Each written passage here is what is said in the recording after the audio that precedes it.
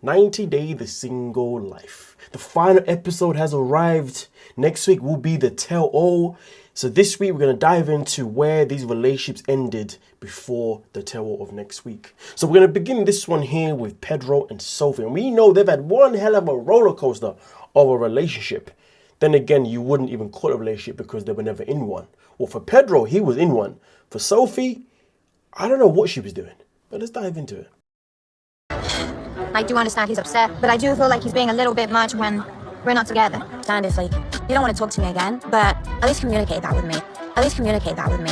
Honestly, even if he just said off, that would let me know, okay, let me start to be spiteful. And I find it quite fascinating the way Sophie was like, even if he had told me to F off, at least that would have let me know what I need to do.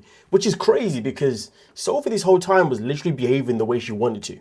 She went on literally dates. She went on 2 dates.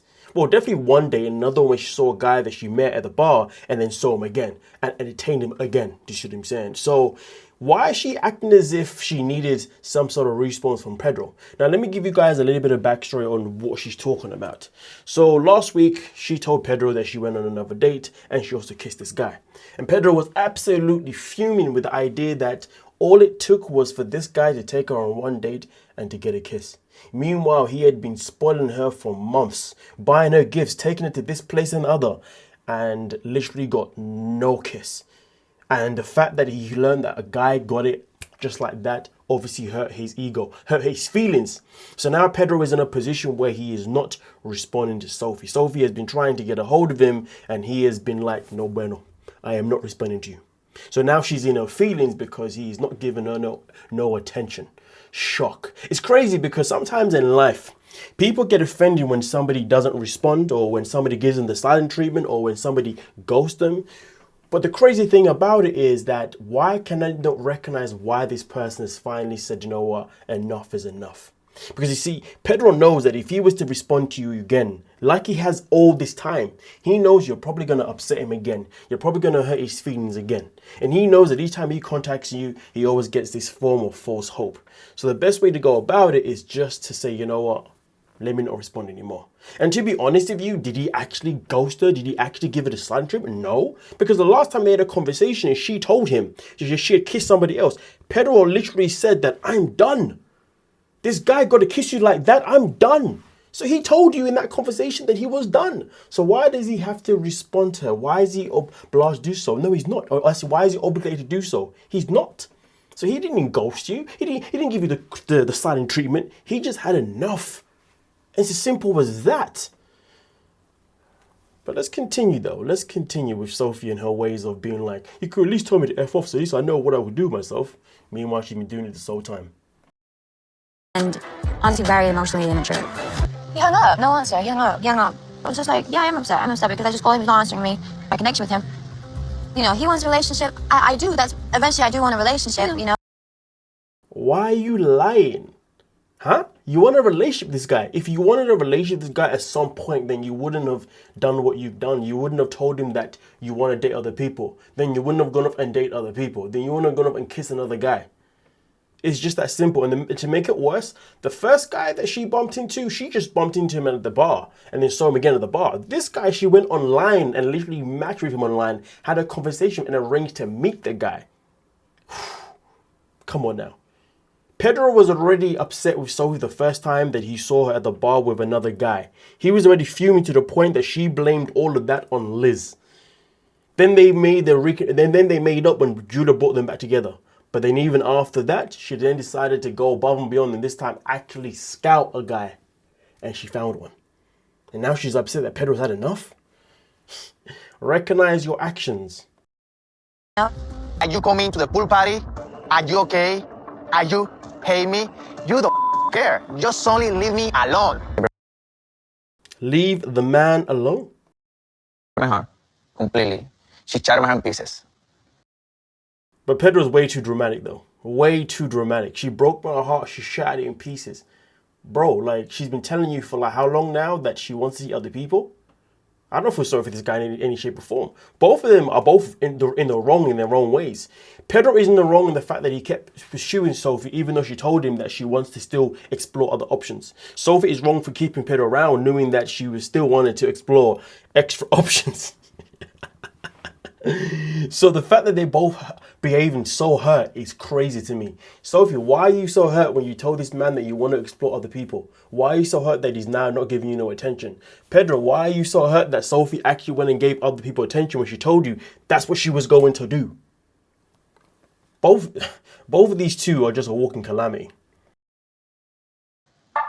I'm not really okay, but we'll be okay. She will regret because she don't want to find somebody like me in the back end. Good luck. It's hurt him that much. I'm sorry, but Pedro is the audacity to say she'll never find another guy like me ever again. She won't.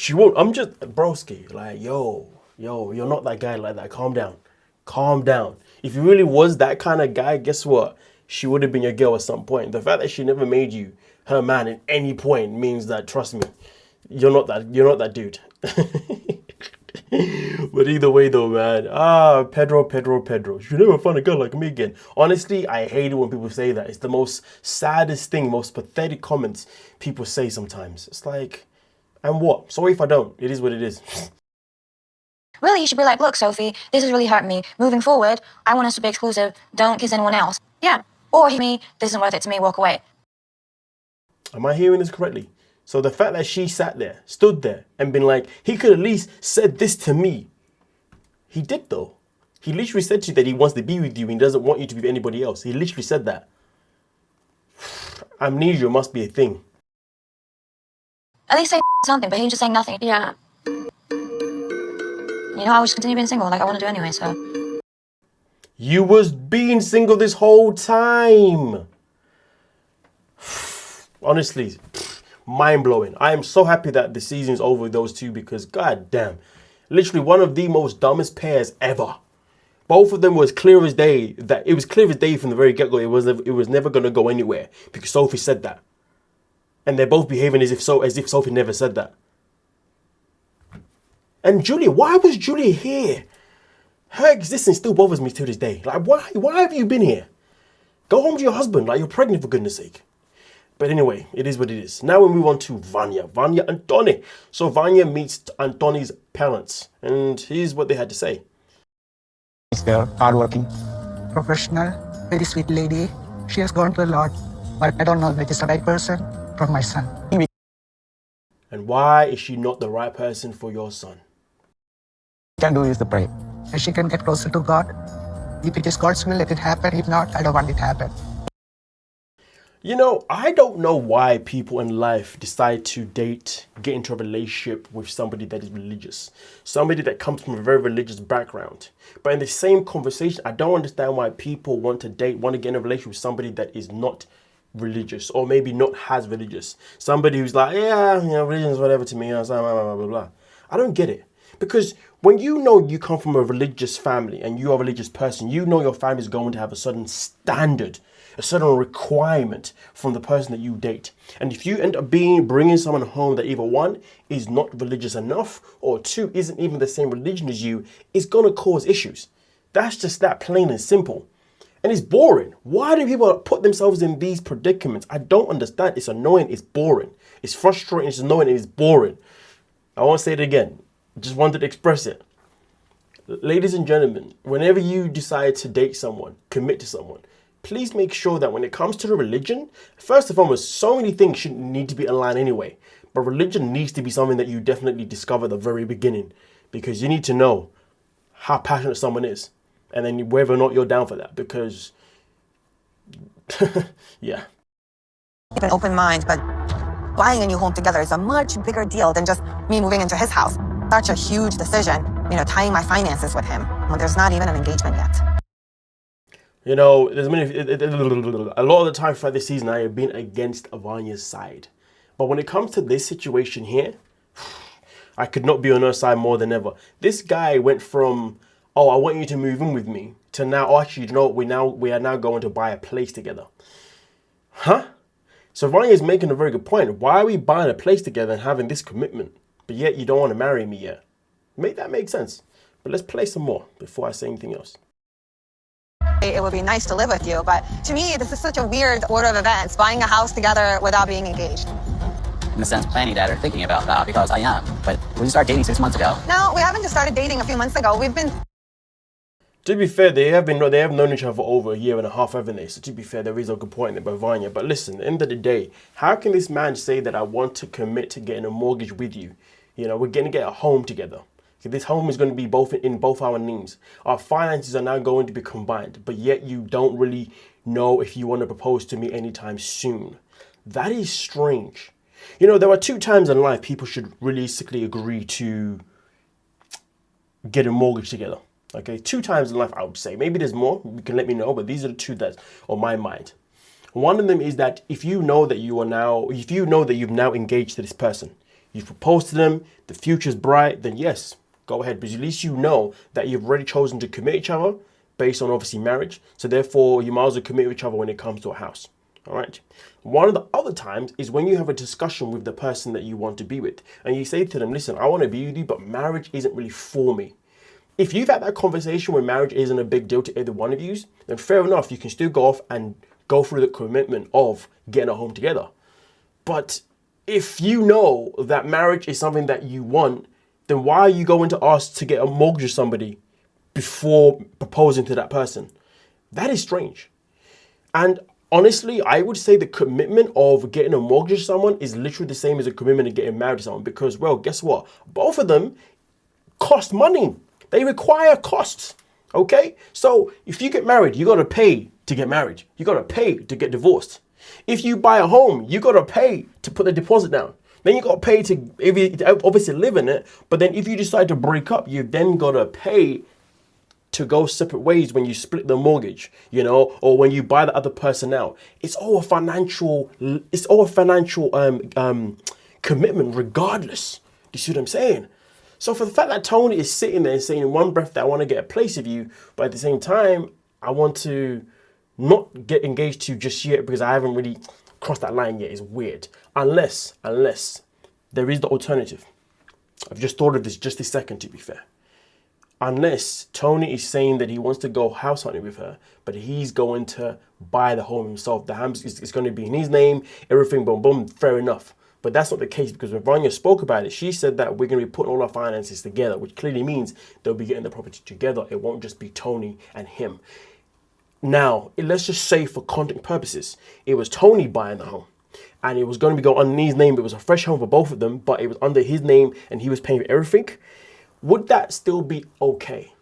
I mean, listen, you could say maybe that's a loophole that will be okay, but it still wouldn't change the fact that that person that you're wanting to live with still wants to have a home with you. And plus, if you're going to do that, well, then that person might as well just move in with you to the place that you live now.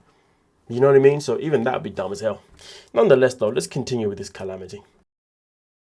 To happen in my time when I feel comfortable, and I'm not ready for that step right now. If you don't think it's time for us to get engaged, then it's not time for us to buy a house together. I mean, it's as simple as that. This is a huge financial commitment. And I don't want a roommate. I want a husband. I get it. Because how many times have we moved in with somebody? Not even bought a home with somebody, but we moved in with somebody. And then all of a sudden we find that we've become more of a roommate than we have become partners. Do you know what I mean? And sometimes when you move into somebody, things can plateau. People can get comfortable with just that arrangement and never bother to really want to go to the idea of thinking about marriage, because they're like, well, I've already got everything that I need, so why do I need anything else? So to be fair though, I do understand where she's coming from. I want to marry Tony. It's all As much as I love him, at 43 years old, I can't wait forever. I have to move on. So now Vanja is in a position where she's saying that I can't wait forever, so I may have to move on. I didn't say me because she said even though she said I'm going to move on, it doesn't mean that they've actually broken up, doesn't it? So the question is, when the tell-all comes, will Tony and Vanja still be together, or would it be a case of where they are going to be actually going separate ways? Well, so far we've had Sophie and Pedro, they're done. Now we've got Vanja and Tony. And it seems to me as if their direction of their relationship right now, the projection is saying that they are going to be done. I guess we have to wait and find out. But if you were in the same situation as Vanja and Tony here, how would you go about it? Would you want to move in? Would you want to buy a property with somebody, given the fact that marriage isn't even on the cards even just yet? Give me your thoughts on that one, because everybody's going to have a different perspective, aren't we now? So let me know. But now we're going to move on to Gino. I'm 56 years old, and Lexi is 30, and that's a lot, okay? It is a lot. Lexi, I do not feel like we have a 26-year age difference. You are older than. You know, I've got to say, that's probably one of the most smartest things Gino's ever said. I do not feel like we have a 26-year age gap. It's one of the smartest, but also one of the most dumbest things he's ever said. The reason why it's smart is because it exposes that Gino has the mind frame of a child. He is still living in his 20s. But it's also dumb because when he says it, he doesn't understand that he's not saying it from that perspective. He's saying it more from the fact of, like, even though she's 26 years older than me, younger than me, her maturity matches up with my maturity. That's where it's dumb, but he's saying it on that basis of where he's like, she's not even like me and her are literally the same. Like, the guy is an idiot. Like, the reason why you don't recognize it is because you're still a child. It's just that simple. Gino. You are older than my dad. I'm a single mom. I have a 4-year-old daughter. So if I'm going to be in a relationship with somebody, it's absolutely mandatory that they would have a good relationship with my daughter. I'm a single mom. You know, listen. Sorry, her voice just goes through me. I'm a single mom. Anyway, listen. So if she's saying it's absolutely mandatory to be with someone who's going to have a relationship with her daughter, right? Wouldn't you want to be with a guy that's like closer to your age? So at least if that person wants to step in and, you know, support you and your child or whatever the relationship would be, at least you can be with somebody that you can grow with, you and your child. If you're going to go with someone like Gino, for example, and he does get attached to your child and becomes that father figure, which I don't see happening, understand he's only going to be in your child's life for a very short period of time, because the guy's got less years ahead of him. And also, we don't know what his health is like. We don't know if he's in good health or bad health. Like, yo, he might be gone. And I'm not trying to put this out in the universe. I'm just putting the perspective for this girl to understand something here. But he could be gone in the next 10 years, yeah, right? And therefore, that means your child would have bonded with a guy that isn't even going to be here for her once she becomes an adult. Do you see what I'm saying? Because to be fair, you can argue that he would then go away at the time when she's now a teenager, where maybe she needs him more than ever. More of the story is that she wants to talk about prioritizing her child. If she really wants to prioritize her child, she should be with a guy that is younger and just a guy who's got more years ahead of him. Basically, that's what I'm trying to say. Because yeah, it's sus. Come on now. Sorry for that. Probably made sounds, but yeah. Anyway, yeah. Either way though, you do you. But if you think I'm tripping, let me know. If you think I'm moving mad, let me know. But to me, like, the benefits of dating a younger woman like Lexi, I could have a baby with this person naturally and have the child that I've always wanted to have. At this point, I feel like this man is just out here trying to find a woman that can give him a child. Not one to love or to love him, just to give him a child. Any woman in this world that decides to have a child with this man, there's something wrong with you. You need to be checked. You need to be put into Arkham Asylum. There's nothing that Gino has ever done that has proven that he's going to be a good father. The only thing that he has proven is that if he has a child with you, you will be a single mom. He'll be there, but he won't be doing too much. Trust me. He will look at you and be like, that's your job. He's the kind of person that if you have a child with him, he's going to start treating you like roles. Like, in terms of the fact that he's going to be like, well, you're the mom, so you do it. You're the mom, you do it. You're the mom, you do it. That would be his answer for everything. Gino's not that guy to have a child with, based on what we've seen of him so far. But hey, do what you will with that information. But let me know your thoughts. Now we're going to move on to Liz. Liz. Do anything long term, it's not in the cards for me. I mean, what made you, I guess, decide that now? A lot of it does still have to do with like my sickness and everything that just scares me to like have to try to do that with someone who is long distance. She knew this whole time, so why connect with a guy? Don't forget, these two nearly broke up at one point, right? When she told him that she had another guy back home. But then they continued, and she made him literally misled him. Made him believe, you know what, maybe you and I have got a chance despite the other guy at the back. Despite the guy at home. This girl, she played this guy the whole way through. I mean, I don't feel sorry for him because he should have walked away the second that he knew that he wasn't just the only person in her life. He should have bounced. child, he has a child. We live on opposite sides of the country, and there are days when my sickness takes a toll on me, and someone who can be there by my side. Listen, I completely understand and respect the idea that she wants to be with somebody who can be there for her all the time, okay? And I get that. I respect that. But don't act as if you didn't know that this is what you wanted this whole time, and all of a sudden now this is what you want. Like, yo, you played the boy. Just be honest about it. You played him. You came to the DR to be on TV, to get some more money, but at the same time you thought, you know what, I'm gonna have a little bit of fun. And then when you get back to your man, the one that she's now engaged to, well, guess what? She would get back to him and tell him, hey, yeah, so I just had to do a show and I had to kind of pretend to be in love with this guy or whatever. Like, girl, shut the hell up. I'm not buying this Liz act. You play the boy. It's just that simple. Be honest about it. Save your chest. And this guy here, you're a clown. She told you you're not the only guy in her life. You should have walked away, but nah. You was too hooked on to the pussy. So you stuck around because you wanted more of that punani. Now look at you. Look at him, ladies and gentlemen. Looking all sad. Looking like a sad old puppy. I don't feel sorry for you. You have no morals for yourself. Should have walked away. But anyway, let me stop right there. I'm going too far. Now, I'm not going too far, but I could go too far. Let me leave the guy alone now. I've roasted him enough. But now we're going to move on to Kimberly. It'd be nice if we do see each other again. Yeah? Yeah. Okay. So you're like my man now? My boyfriend? Yeah. I like not to put no pressure on stuff, though. Important to me. And sometimes relationships scare me. Before I even proceed, first and foremost, Kimberly, how are you asking this man to be your man now? But just because he says he wants to see you again, it doesn't mean that he wants to be in a relationship straight off the bat. Like, you two haven't even, like, shared the same bed. Do you know what I mean? You met him once. Yeah, you spoke to him for months over the video calls and whatnot. But you've met him for the first time. And in that first time you've met him in your whole trip, you obviously didn't share the same bed. Which is fine. I respect the fact that she did not sleep with the man. That she did not ever share the same bed. I respect that massively. Because it means you're taking the right steps moving forward, right? But to now ask this guy to make you his girlfriend is weird. And it still exposes the thirst in her. And it's quite sad, to be honest with you. But let's continue. I've been on my own for a while. I don't want the pressure of we're doing this, we're doing that. Oh, no. He is not saying that we are boyfriend and girlfriend, but we're not seeing anybody else. So technically, in my head, we're in a relationship.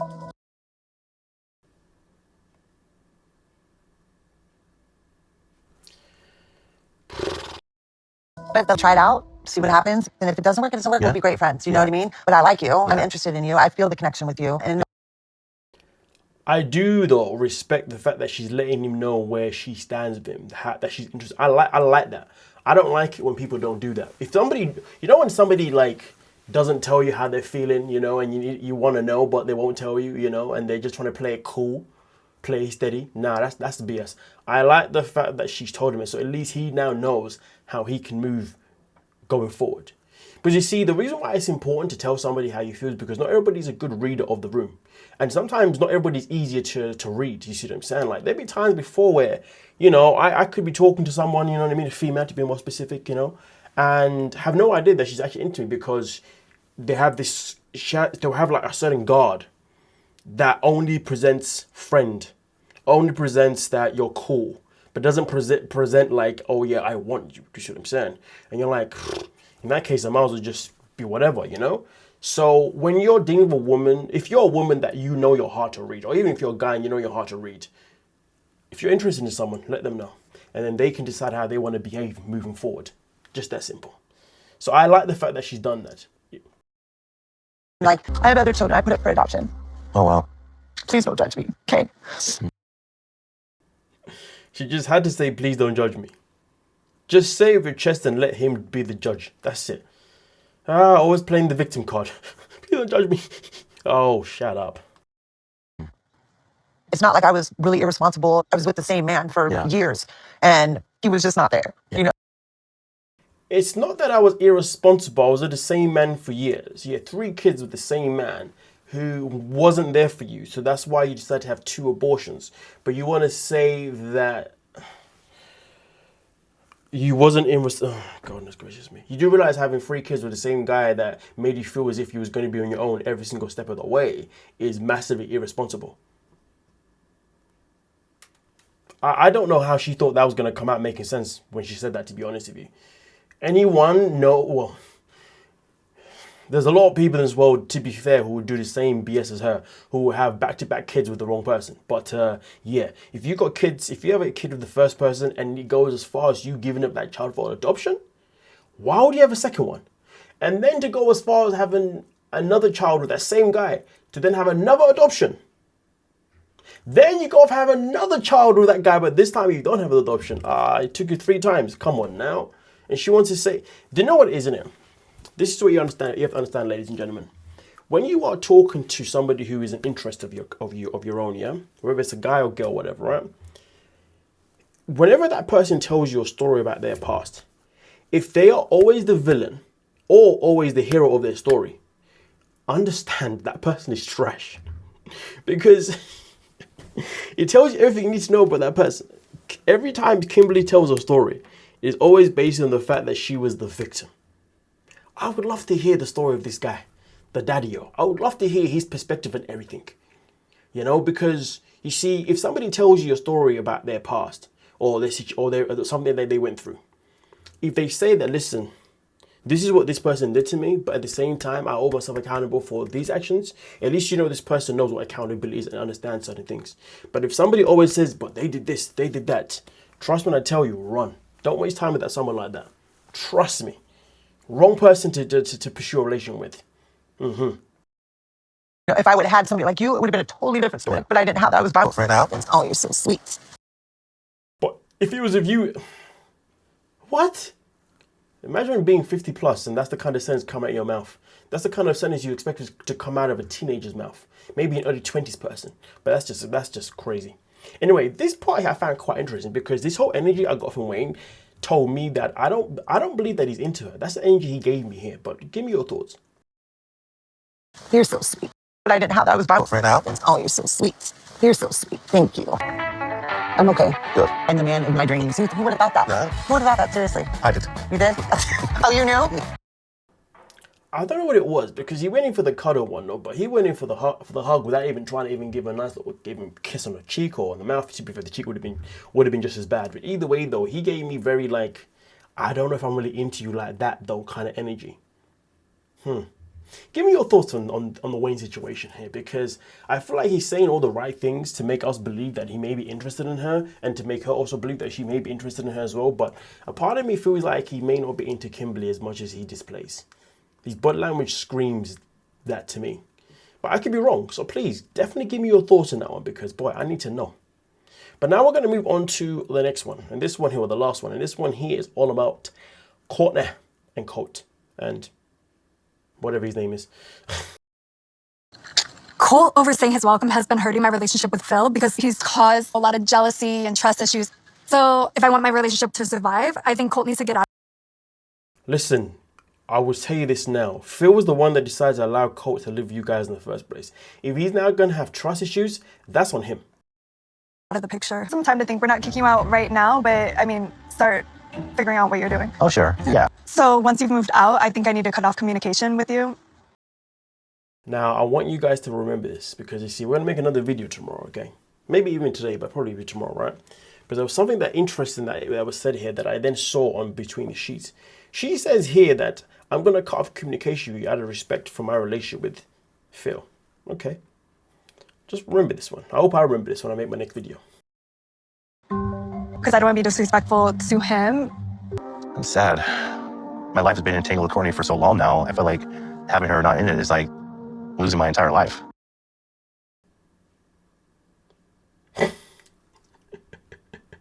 And then he says this. At this point, I feel like it's the next logical step, going back to Brazil, seeing Diana and seeing if we can actually have a relationship. And if I can... Me and Philip. So in one breath, he's talking about Cortney leaving him and no longer being in his life, making him feel sent up away.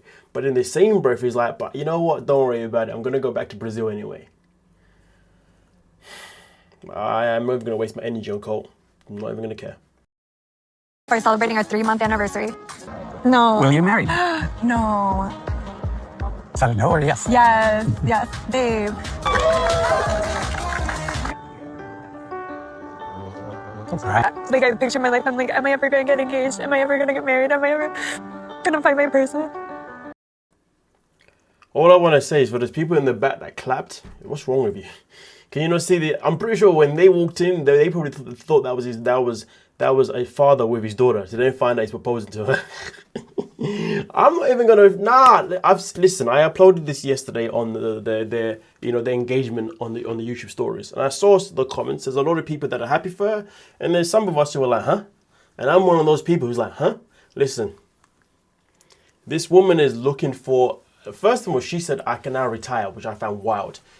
Anyway, what can I say about this? I have so much to say about this, but at the same time, now I don't know what to say. You know when you have too much to say that you don't know what to say? Don't even know where to start? All I can say is this, is that